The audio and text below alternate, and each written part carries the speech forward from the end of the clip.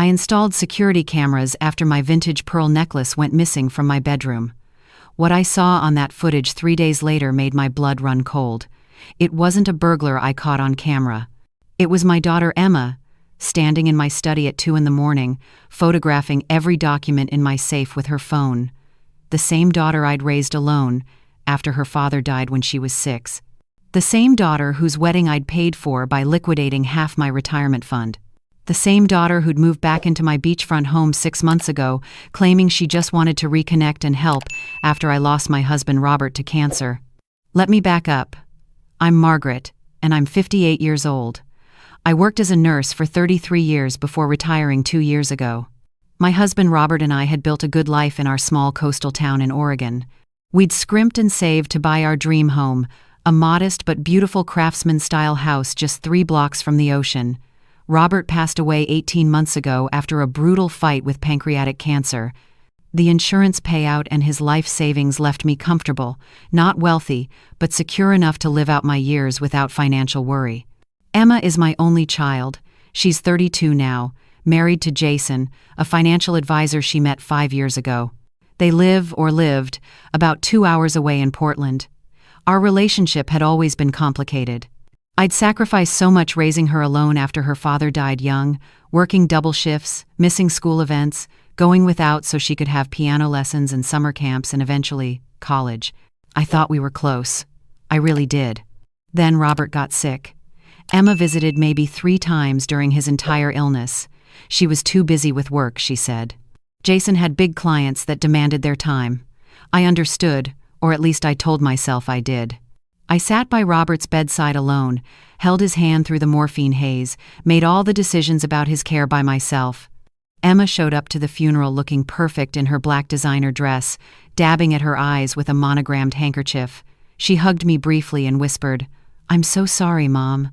I should have been here more." 3 months after Robert's funeral, Emma called. "Mom," she said, her voice soft with concern, "Jason and I are worried about you. That big house, all alone. Are you really okay?" I assured her I was fine. I joined a grief support group, reconnected with old nursing colleagues, started taking long walks on the beach. But she persisted. Over the next few weeks, the calls increased. Was I eating properly? Was I sleeping? Had I thought about what would happen if I fell? The house was too big, too much for one person to maintain. Then came the proposal. "Mom, our landlord is selling our building. We need to find a new place anyway. What if Jason and I moved in with you? Just temporarily, maybe 3 to 6 months, while we look for a house to buy. We could help you around the house, keep you company, make sure you're okay. And honestly, it would help us save money for a down payment." I hesitated. I'd grown to appreciate my solitude after Robert's death. The quiet, the freedom to eat cereal for dinner, to paint in my pajamas at midnight, to leave books scattered across every surface. But Emma sounded so earnest, and a small part of me, the lonely widow part, yearned for family nearby. "All right," I finally said, "but just until you find your own place." They moved in on a Saturday in late March. Jason arrived first with the moving truck, all smiles and energy, calling me Margaret in that overly familiar way some young men have. He was 35, handsome in a slick sort of way, with perfectly styled hair and expensive watches. Emma arrived an hour later, throwing her arms around me. "Thank you so much, Mom. This means everything to us." The first week was pleasant enough. Emma cooked dinner twice. Jason fixed a loose railing on the porch. They were polite, considerate, almost performing the role of dutiful daughter and son-in-law. But small things started to feel off almost immediately. I'd come downstairs to find Jason in my study, quickly closing his laptop when I entered. "Just checking my work email," he'd say with a smile that didn't quite reach his eyes. Emma started asking pointed questions about my finances. How much was the house worth? What had Robert's life insurance paid out? Did I have a will? "We just want to make sure you're protected, Mom," she'd say sweetly. "Jason knows all about estate planning. You should let him help you." By the second month, the dynamic had shifted. Emma began offering to help with my bills, saying I looked tired, that she didn't want me to worry about such things. When I declined, I caught flashes of irritation in her eyes. Jason started leaving brochures around the house, retirement communities with names like Golden Shores and Sunset Haven, places where seniors could have peace of mind and professional care. "I'm 58, not 80, I told Emma, when I found a stack of them on the kitchen counter. "I don't need assisted living." "Of course not, Mom," she said quickly. "Jason was just researching options. You know, for the future. It's never too early to plan." That's when my mother's pearl necklace disappeared. It had been Robert's first gift to me, a beautiful single strand that I kept in my jewelry box. I'd worn it to his funeral. When I went to put it on for our anniversary, it was gone. I searched everywhere, convinced I'd misplaced it in my grief fog. Emma helped me look, all concerned sympathy. "Maybe you moved it and forgot, Mom. That happens sometimes as we get older." "I'm 58. I wanted to scream, not senile. But I held my tongue. Jason suggested helpfully that perhaps I should keep valuables in the safe rather than a jewelry box. He'd noticed I had a safe in my study, he said. Had I changed the combination after Robert died? For security? I hadn't. And something about the way he asked made my nurse's instincts tingle with warning. That night, I couldn't sleep. Those instincts that had served me well through decades of patient care were screaming at me now. I got up at 3 in the morning and checked my study. Everything looked normal, but when I opened the safe, I had the strangest feeling things had been moved, just slightly. Documents weren't quite in the order I remembered. The deed to the house was at a different angle. The next morning I drove to an electronics store in the next town over. I paid cash for 3 small security cameras, the kind you can monitor from your phone. I told the young clerk helping me that I was worried about break-ins in my neighborhood. He showed me how to set them up, how to access the footage, how to save recordings. I installed one in my study, aimed at the safe, one in the hallway outside my bedroom, and one in the garage. I didn't tell Emma or Jason. Something told me not to. For 3 days, nothing unusual showed up on the cameras. Emma and Jason went about their routines. I started to feel foolish, paranoid, like maybe Emma was right, and grief had added my brain. Then, on the 4th night, my phone buzzed with a motion alert at 2:17 a.m. The study camera had been triggered. I watched in real time from my bed as my daughter, my only child, entered my study in darkness, using her phone's flashlight. She went straight to the safe. She knew the combination. I watched her open it, watched her systematically photograph every document inside: the house deed, Robert's death certificate, my bank statements, my retirement account information, my will. She was methodical, efficient, holding each document flat and photographing it clearly. It took her 11 minutes. Then she closed the safe, reset the lock, and slipped out of the room like a ghost. I couldn't breathe. My hands shook so badly I almost dropped my phone. This couldn't be real. There had to be an explanation. Maybe she was just trying to help organize my affairs? But at 2 in the morning, in secret, my nursing training kicked in, the part of my brain that stays calm in crisis. I saved the video to my phone, backed it up to a cloud account Jason couldn't access, and forced myself to lie back down and think. Over the next 3 weeks, I became someone I'd never been before. Observant, suspicious, strategic. I watched my daughter and her husband the way I'd once watched patients for signs of deterioration, and I saw everything I'd been too trusting, too loving, to notice before. Jason made phone calls on the back deck, always stepping outside when I approached. Once, I opened the window slightly and heard fragments. "The house is worth at least $650 in this market. No mortgage, once we get the POA." He stopped talking when I slid open the door to water my plants. "Just a client," he said smoothly. "Investment strategies." Emma started a new pattern. Every morning, she'd ask about my night. Did I sleep well? Any confusion? Bad dreams? She'd mention casually that she'd found the toaster unplugged, that I'd left the stove on, that I'd asked her the same question twice. None of it was true, but she said it in front of Jason, building a narrative. Her mother was declining. Her mother needed help. Her mother couldn't be trusted to live alone. Then my friend Carol stopped by. We'd worked together for 15 years, and she'd become my closest friend after Robert died. Emma met her at the door. "Oh, Carol, I'm so glad you came. Mom's been so confused lately. Just this morning she couldn't remember what day it was. The doctor says it might be early onset dementia. We're trying to keep her calm and not overstimulated. Maybe visits aren't the best idea right now."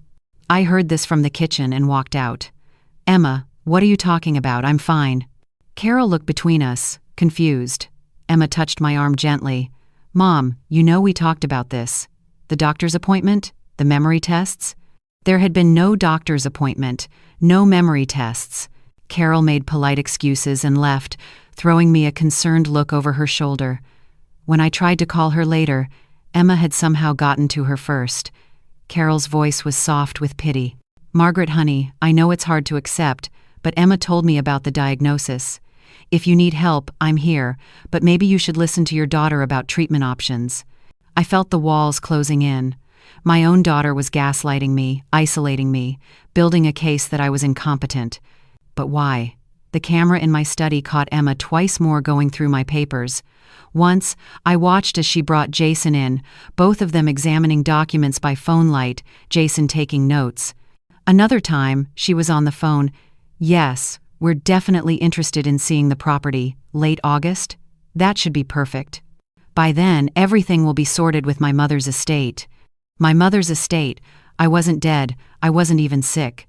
I started checking my files more carefully. Legal documents I'd never seen before appeared in my safe, then disappeared. A power of attorney form with my signature, except I'd never signed it. The signature was close, very close, but the capital M in Margaret had a flourish I never used. I photographed everything with my phone, backed it all up, and kept my mouth shut. It was June when I overheard the conversation that confirmed everything. Jason was in the guest room, door half closed, on a video call with someone. I'd come upstairs to get laundry and heard voices. I stopped in the hallway, my phone already recording audio. "The nursing home has an opening in August," Jason was saying. "Golden Shores up in Washington, far enough away that visitors won't be convenient. They specialize in memory care, and once she's diagnosed with dementia, even if she protests, we've got guardianship lined up." Emma's been documenting everything. "Yeah, the house goes on the market September 1st. In this market, we'll clear 600,000 easy, probably more." No, she doesn't suspect anything. She trusts Emma completely. Stupid, really, after everything. I stepped away, silent in my nurse's soft-soled shoes. I went to my bedroom, closed the door, and allowed myself exactly 5 minutes to fall apart. To cry for the daughter I thought I had, for the betrayal that burned like acid in my chest. Then I dried my eyes, opened my laptop, and started making plans. First, I called a lawyer in Portland, someone Emma wouldn't know. Her name was Patricia Chen, and she specialized in elder law. I told her everything, sent her the videos, the forged POA, the audio recording. "This is elder financial abuse and fraud," she said, her voice sharp with anger. "We need to act fast." Within 48 hours, Patricia had invalidated the forged power of attorney, frozen my accounts so no one could access them but me, and filed for a restraining order based on financial exploitation. She also contacted an old friend, Detective Mark Rodriguez, who worked in the fraud division. But I didn't want to just report them. I wanted them to face exactly what they'd tried to do to me. Patricia and Detective Rodriguez helped me set up what they called a controlled confrontation. We would catch them in the act, with multiple witnesses, undeniable proof. I played my part for 2 more weeks. I acted vague, confused. I mentioned I couldn't remember where I'd put my checkbook. I asked Emma the same question twice about dinner plans, deliberately. I watched her and Jason exchange glances, barely concealing their satisfaction. I was becoming the incompetent old woman they needed me to be. Then I told Emma I'd decided she was right. I was struggling. Maybe I should sign that power of attorney, just to make things easier. Her eyes lit up like Christmas morning. "Oh, Mom, I think that's so wise. Jason has the papers ready. We can do it this weekend." Saturday came. Jason had the papers spread on the dining room table. Patricia had already explained that the documents were sophisticated forgeries, designed to give them complete control of my finances and medical decisions. There was even a pre-signed commitment form for Golden Shores. I sat down at the table, Emma on one side, Jason on the other. "Before I sign," I said, my voice steady, "I want to understand exactly what I'm agreeing to." Jason went through it, his financial advisor voice smooth and confident, complete financial power of attorney, healthcare proxy, authorization to sell property. Essentially, I would sign away every right to control my own life. It's just a safety net, Margaret, he said. You'll still make all your own decisions. We just want to be able to help if you need it.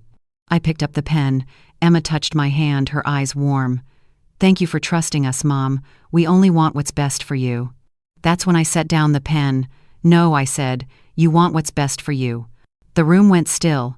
Jason recovered first. Margaret, don't be upset. We can go through it again if you're confused. I'm not confused, I said. I pulled out my phone, opened the video app, and pressed play. The footage filled the screen. Emma, in my study at 2 a.m., photographing my documents. Jason's voice echoed through the speaker. The nursing home has an opening in August. Emma's face drained of color. Jason lunged for my phone, but I pulled it back. That's just a copy, I said. The originals are already with my lawyer and the police. The doorbell rang. Emma jumped like she'd been shocked. I stood and answered it. Patricia Chen walked in first, followed by Detective Rodriguez and 2 uniformed officers. Emma Miller and Jason Miller, Detective Rodriguez said formally, "You're being detained for investigation of attempted financial exploitation of a vulnerable adult, fraud, and forgery." What happened next blurred together. Emma crying, pleading that she was my daughter, her blood. How could I do this? Jason trying to lawyer speak his way out, claiming misunderstanding, taken out of context. The officers reading rights. Patricia standing beside me, her hand on my shoulder, as they were let out in handcuffs. "We're not pressing charges yet," Detective Rodriguez told me later, "but we could. That forged POA alone is a felony. The conspiracy, the fraud attempt, we've got them cold. I didn't want my daughter in prison, even after everything." Patricia negotiated a settlement. Emma and Jason would pay restitution for the stress and legal fees. They'd sign an agreement admitting to the attempted exploitation. They'd be permanently barred from any inheritance or claim on my estate. And they'd stay away from me, minimum 500 feet, for at least 2 years. Jason's financial advisor license was suspended pending an ethics investigation. Word got out, as it does in small professional circles. His career was effectively over. They lost their apartment, their savings drained by legal fees and restitution. Emma called me once, from her mother-in-law's house where they'd moved temporarily. "Mom, please," she sobbed. "We made a mistake. We were desperate. Jason's gambling debts. We were going to lose everything. We thought you'd never know. We'd take care of you at Golden Shores, I swear. It was supposed to be nice." I hung up. Patricia had warned me they'd try the sympathy play. Desperation doesn't excuse betrayal. Debt doesn't justify destroying your own mother's life. I sold the house in September, just as they'd planned to do, but I sold it on my terms, to a young family with twins who fell in love with the ocean view. I bought a smaller condo 10 miles down the coast, modern and easy to maintain, with floor-to-ceiling windows and a tiny balcony where I drink my coffee and watch the sunrise. With part of the proceeds, I did something I'd never done before. I enrolled in photography classes at the community college. Turns out, I have a decent eye for landscapes. My instructor says I could sell my work if I wanted to. I've joined a hiking group, all women over 50, and we spend Saturday mornings exploring coastal trails, cameras in hand. I've made new friends, real friends. Patricia and I get dinner once a month. Carol came back, full of apologies for believing Emma's lies. "I should have known you better," she said, tears in her eyes. I forgave her. We're closer now than we ever were. Last month, I got a text from Emma. Just one line. "I'm sorry, Mom. I understand if you never forgive me. I hope you're well." I read it 3 times. Part of me ached, the mother part that remembered rocking her through nightmares, teaching her to ride a bike, holding her when her first boyfriend broke her heart. But a larger part of me, the part that had learned the hard way that love doesn't mean being a doormat, deleted the message without responding. Forgiveness doesn't require reconciliation. I can forgive Emma for my own peace while still protecting myself from her presence in my life. Some relationships are toxic, even when they're blood. I'm sitting on my balcony now, editing photos from this morning's hike. The light was perfect, golden and soft through the coastal fog. One of my prints is being featured in a local gallery next month. At 58, I'm discovering parts of myself I never knew existed, parts I'd buried under decades of caretaking and self-sacrifice. Yesterday, a woman at my photography class asked about my family. "Any children?" she said, making conversation as we adjusted our tripods. "No," I said, and it felt true. "But I have a wonderful chosen family. My friends are everything." She nodded, understanding in her eyes. Later, at the coffee shop we all go to after class, she told her story. Similar betrayal, different details. Her son and his wife, an attempted conservatorship. "She's 72 and thriving," she said, "alone but never lonely. We're starting a support group, she and I and 3 other women from various communities. A safe space for seniors who've experienced financial abuse from family members. We meet twice a month in the community center. Last week we had 12 people attend. The need, sadly, is greater than I'd imagined. I've learned that family isn't always the people who share your blood. Sometimes it's the people you choose, the ones who show up, who see you as you are and love you anyway. My chosen family throws me birthday parties, calls when I'm sick, celebrates my gallery showings. They treat me like I matter, not like an inconvenient obstacle or a bank account to be drained. There's freedom in starting over at 58. In learning that I don't owe anyone my safety or security just because they call me mom. In understanding that protecting myself isn't selfish, it's essential. Emma taught me that, though not in the way she intended. The sun is setting now, painting the ocean in shades of amber and rose. I've got plans tonight, dinner with Patricia and her husband, then maybe a walk on the beach. Tomorrow, I'm volunteering at the senior center, teaching a workshop called Protecting Your Assets and Your Peace. Next weekend, my hiking group is doing an overnight trip to Crater Lake. My life is full, rich, and entirely my own. I'm not a victim of my daughter's betrayal. I'm a survivor who turned pain into purpose, who chose herself when choosing herself was the hardest thing to do. And on nights like this, when the sky burns with color and my coffee is perfectly hot and I can hear the waves from my balcony, I think maybe the best years of my life are just beginning.